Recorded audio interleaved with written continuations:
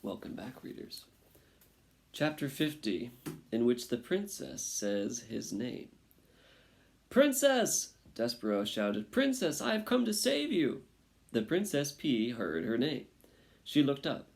"Despereaux," she whispered, and then she shouted it. "Despereaux!" Reader, nothing is sweeter in this sad world than the sound of someone you love calling your name. Nothing. For Despereaux, the sound was worth everything. His lost tail, his trip to the dungeon, and back out of it, and back into it again. He ran toward the princess, but Roscaro, baring his teeth, blocked the mouse's way. The princess cried, "Oh no, Rat, please, don't hurt him. He's my friend." And Mig said, "Don't worry, princess, I will save the Macy." She took the kitchen knife. She aimed to cut off the rat's head, but she missed her mark. "Whoopsie," said Miggery Sow. Chapter 51. What is that smell? "Ow!" screamed Roscaro.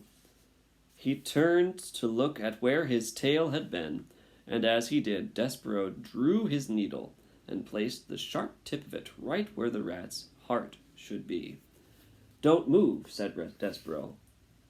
"I will kill you."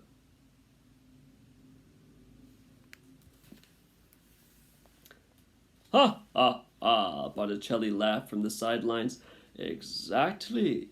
He slapped his tail on the floor in approval. "Absolutely delightful. A mouse is going to kill a rat.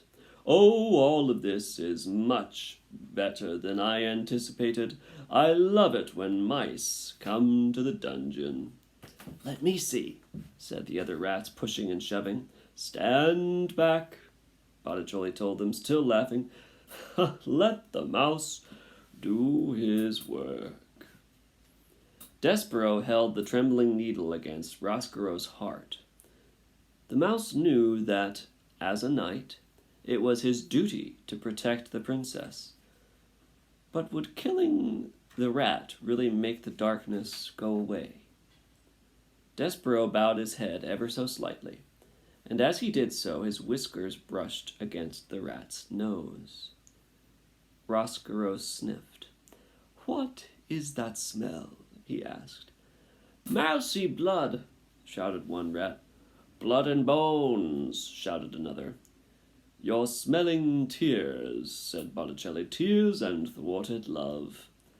"Exactly," said Roscaro, "and yet there's something else."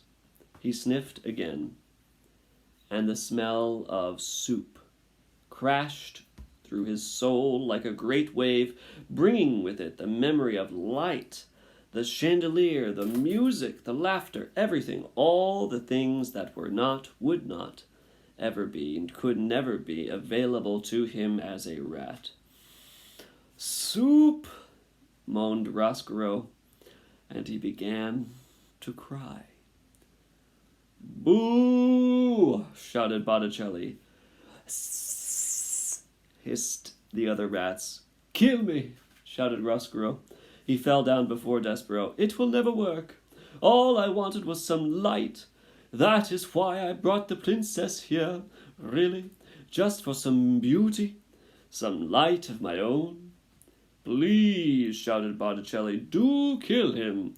He is a miserable excuse for a rat." "No, Despereaux," said the princess, "don't kill him." Despereaux lowered his needle. He turned and looked at the pea. "Boo!" shouted Botticelli again. "Kill him! Kill him! All this goodness is making me sick. I've lost my appetite." "Gore!" shouted Mig, waving her knife. "I'll kill him." "No, wait," said the princess. "Roscaro," she said to the rat. "What?" he said. Tears were falling out of his eyes and creeping down his whiskers and dripping onto the dungeon floor. And then the princess took a deep breath and put a hand on her heart.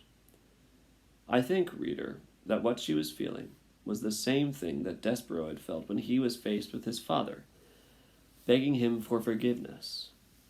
That is, P was aware suddenly of how fragile her heart was, how much darkness was inside it, fighting always with the light.